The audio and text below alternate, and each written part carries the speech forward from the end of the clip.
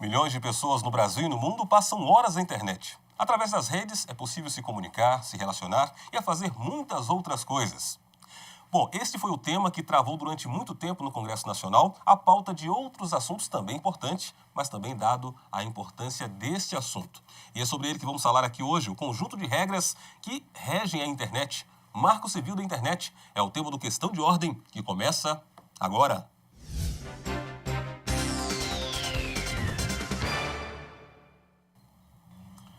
Olá, seja bem-vindo à TV Câmara de Jacareí, a TV pública da cidade, em mais um programa Questão de Ordem, trazendo mais um tema de seu interesse. E o tema de hoje é Marco Civil da Internet. E para falar sobre este assunto, tenho o privilégio de receber aqui mais uma vez o presidente da Câmara de Vereadores, vereador Edinho Guedes. Vereador, seja bem-vindo ao programa Questão de Ordem mais uma vez. Agradeço a oportunidade, é sempre bacana estar aqui discutindo assuntos de interesse da nossa cidade. Sem dúvida nenhuma, a liberdade de expressão, a internet, a inviolabilidade dos direitos fundamentais é algo que tem ocupado aí a preocupação dos nossos cidadãos, que cada vez mais se comunicam com a gente através da internet. Então, acho importante a gente esclarecer e saber o que está acontecendo de fato enquanto legislador, já que é uma nova legislação. Maravilha. E juntamente com o presidente da Câmara está aqui o professor Fernando Moreira, que é diretor da TV Univap, que é a universidade aqui do Vale do Paraíba.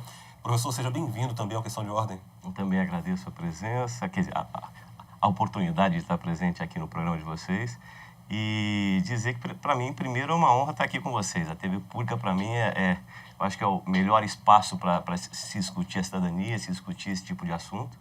E espero poder colaborar, onde nós vamos conversar um pouco aí sobre esse uso devido, o uso correto dessa tecnologia, né?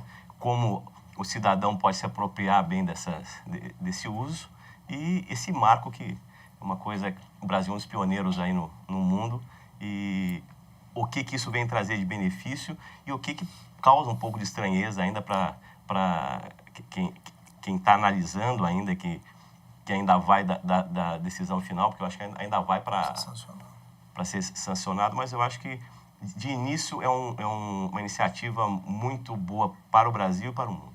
Maravilha. Bom, para começar, né, muito se ouviu falar nesses últimos meses, né, sobre Marco Civil. Mas Marco Civil da Internet, o que seria o Marco Civil da Internet e de que forma ele afeta a sociedade que hoje está bem tão internauta assim?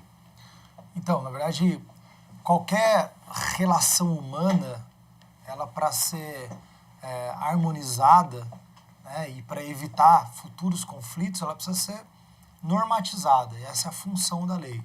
A lei nada mais faz que regulamentar comportamentos humanos. E os comportamentos humanos eles foram evoluindo em diversos ambientes diferentes até que se criou um novo ambiente que não existia, que era a internet.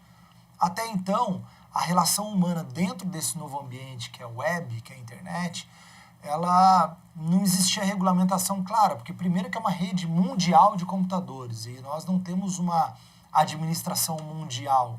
As leis internacionais, elas funcionam por meio de tratados, que são acordos que os países fazem de respeitarem alguns tipos de normativas. Mas internamente os países podem regulamentar sim o seu funcionamento e conforme a internet foi ampliando a sua gama de participantes, e agora no Brasil a compra de computadores, depois com o smartphone isso se popularizou ainda mais. O poder público, através do Poder Legislativo Federal, que é quem pela Constituição tem competência de fazer uma lei dessa envergadura, teve que se posicionar, porque já eram diversos conflitos que estavam ocorrendo dentro da internet sem uma regulamentação específica para isso. E daí o juiz, lá no Poder Judiciário, tinha que resolver esses conflitos tudo por analogia. Ele analisava aquela situação se ocorrida no ambiente físico, ocorrendo na internet, se ele poderia aplicar a mesma situação. Vamos dar um exemplo bem simples do espectador entender. Um crime de calúnia e difamação. Então, o ato de pregar um cartaz difamando alguém num poste e o ato de fazer uma postagem no Facebook, por exemplo, difamando alguém. Então, são situações análogas, parecidas, que poderiam, então, se aplicar ao Código Penal, por exemplo. Então, para sair dessa, de ficar só na analogia e começar, então, eu dei aqui um exemplo simples, mas regulamentar os diversos conflitos específicos que essa nova forma de se relacionar criou. Então, nasceu então a necessidade de se fazer uma lei. E, até como legislador, eu falo com um certo pesar, infelizmente nosso Congresso Nacional tem a fama de ser muito lento na regulamentação, mas nesse caso, tão rápido quanto a internet, talvez seja já uma boa influência nesse poder legislativo federal, essa legislação veio até que rápida. O Brasil é o 4º país do mundo a fazer essa legislação. Até então nós tínhamos Holanda, Eslovênia e o Chile, que tiveram aí a iniciativa. Obviamente que os outros países também estão em processo de discussão. Então, os grandes países, quase todos do primeiro mundo, já têm esse projeto de lei discutindo no Congresso Nacional deles. Mas eu acho muito importante e pelo que vi, e tomara que possamos aqui esgotar o assunto, que é bastante extenso, penso que foi um avanço para o nosso país. Maravilha. Agora, professor, como é que o senhor vê que a população está enxergando, ela está entendendo bem, está inteirada daquilo que o senhor acompanha aí já os alunos lá na sua faculdade e tem um contato com o público, como é que a população está entendendo o Marco Civil da Internet? Me parece que muita gente não leu o marco, né? Porque eu acho que as pessoas comentam, acho que o marco está sendo uma forma de cercear a liberdade de alguma coisa, mas na verdade se você lê, né, atentamente, nem tão atentamente assim, você não vai encontrar nada que seja realmente alguma coisa de cerceamento da liberdade, né, de uso da internet. Que a maior preocupação era que houve algumas modificações, sinceramente eu não li o projeto original, mas o projeto final você não encontra nada que seja realmente algum instrumento de cerceamento ou de invasão do direito de privacidade, principalmente a questão da transmissão de dados, que está muito bem preservada, né? Você vê também a questão que existia, que até nessa decisão, hoje, o provedor ele era culpado por qualquer conteúdo que é colocado na internet, né? E o Marco Civil vem regular isso, que ele só é culpado se ele não tirar, né, do ar, entre aspas, né? Se ele não tirar do espaço onde está publicado aquela ofensa ou aquele conteúdo que é ofensivo. Então, na verdade, ele vem muito mais proteger e abrir umas coisas muito interessantes. Por exemplo, ele vê aqui algumas coisas como promover o direito de acesso à internet para todos, né? Isso você não encontra em todos os países, porque isso aí é uma responsabilidade muito grande para o governo federal assumir. E ele está assumindo isso, né? Ele está dizendo aqui que existe, né, os seguintes objetivos dentro desse marco, né? Só queria lembrar uma coisa, que realmente a agilidade aí, nós estamos esperando a Lei Geral da Comunicação, ela é da década de 60, né? Nós temos aí 63, se não me engano, né? Depois com algumas alterações. Então, na parte de comunicações, nós estamos super atrasados em termos de legislação. E a internet veio antes da Lei Geral. Então, nós não temos para televisão, a nossa rádio não está atualizada, jornal, nada. Mas na internet a gente já está, pelo menos, aí adiantado.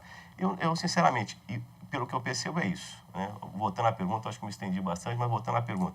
As pessoas não leram atentamente, principalmente essa versão final, né? A versão que está indo para a sanção. Agora, aproveitando um pouquinho dos conhecimentos de direito aqui do nosso presidente, que também é advogado e professor de direito, durante muito tempo, para alguns, apesar de ser bem rápido esse processo aí, que durou poucos meses, mas para alguns, esse embate de alguns meses, travando, por exemplo, pautas no Congresso, a que se deu? Qual foi a preocupação, por exemplo, dos parlamentares com relação à aprovação do texto sobre o Marco Civil? Bom, eu penso que, primeiro, da necessidade, né, de se regulamentar isso, porque o Brasil é um dos campeões mundiais de acesso à internet, do Facebook, se eu não me engano, é o 2º do mundo já. Então, vê-se aí um crescimento muito grande da participação da população desse ambiente que está totalmente estável, pelo menos totalmente desregulado. Mas eu, analisando agora, após a votação, e até com essa informação que traz aí o professor da regulamentação dos meios de comunicação, eu vejo que existe ainda até uma questão cultural, talvez um ranço de quem viveu uma ditadura militar muito recente, e qualquer ação, qualquer discussão que se fala do Estado de regulamentar qualquer meio de comunicação, se lembra logo da palavra, é automático, censura e ditadura. Como se qualquer tipo de regulamentação nesse sentido fosse para fazer ou exercer o cerceamento do direito. E, na verdade, isso é uma visão um pouco traumatizada de quem viveu a falta da democracia e que a gente precisa superar.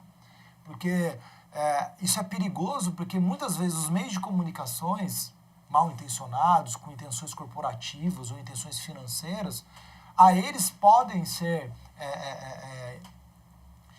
interessantes não ter essa regulamentação e divulgar essa teoria da conspiração no inconsciente popular e acaba criando isso. E eu sinto que é isso que está acontecendo com a questão do Marco Civil, porque como bem colocou o professor Fernando, quem pegar essa lei, baixar agora no Google aí e ler, vai ver que na verdade ela só protege, ela só garante direitos, ela só, na verdade, e até achei o termo Constituição da internet bastante apropriado, porque a Constituição ela tem função de dar linhas gerais.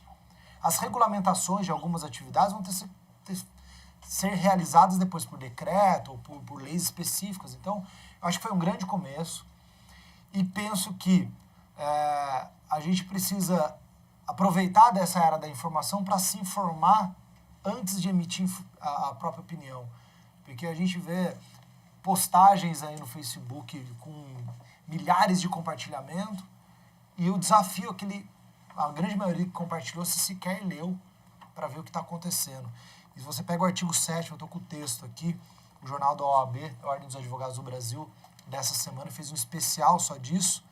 E aqui temos o fundador da internet, o britânico Tim Berners, que apoiou amplamente o Marco Civil da Internet brasileiro, com notas oficiais apoiando isso. Temos aqui os advogados, de uma forma geral, que os advogados são os grandes defensores do direito, apoiando e defendendo. Então, acho que o recado que a gente pode mandar para a população que nos escuta, que foi algo positivo, não existe cerceamento de defesa, pelo contrário.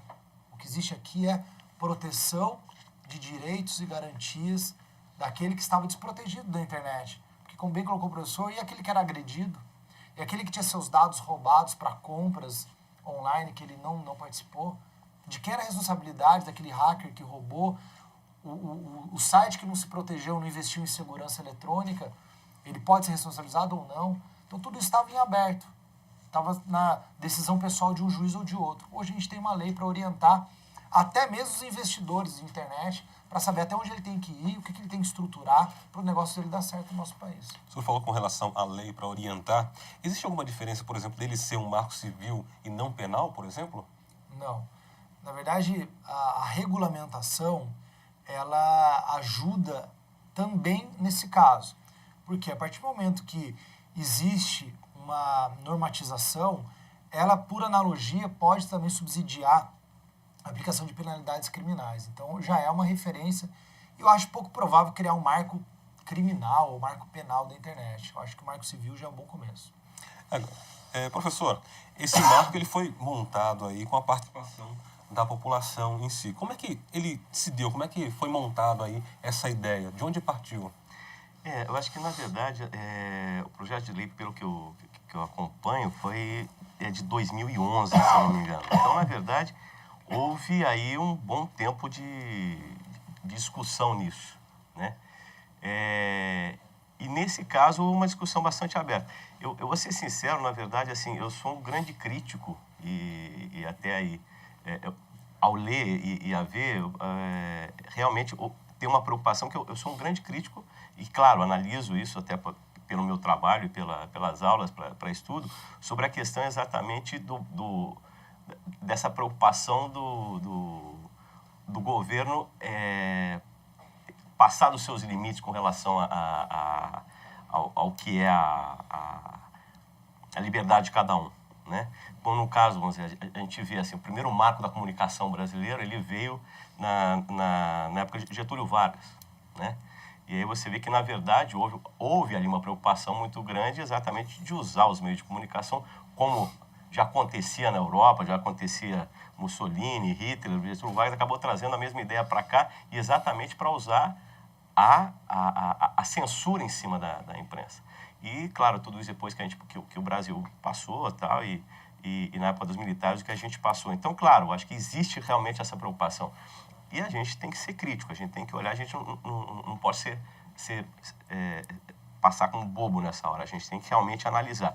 Mas olhando criticamente, eu acho que aqui tá bem interessante. Mas eu já deixo agora uma pergunta agora para o senhor e também para o presidente, vereador Edinho Guedes, com relação ao seguinte: não existe nenhum perigo aqui no Brasil de acontecer o mesmo que aconteceu com países como China, Irã, Arábia Saudita e Coreia do Norte, onde o governo controla a internet total ali de seus usuários no país? É a pergunta que eu deixo para os senhores e a gente responde já já aqui no Questão de Ordem, que volta já.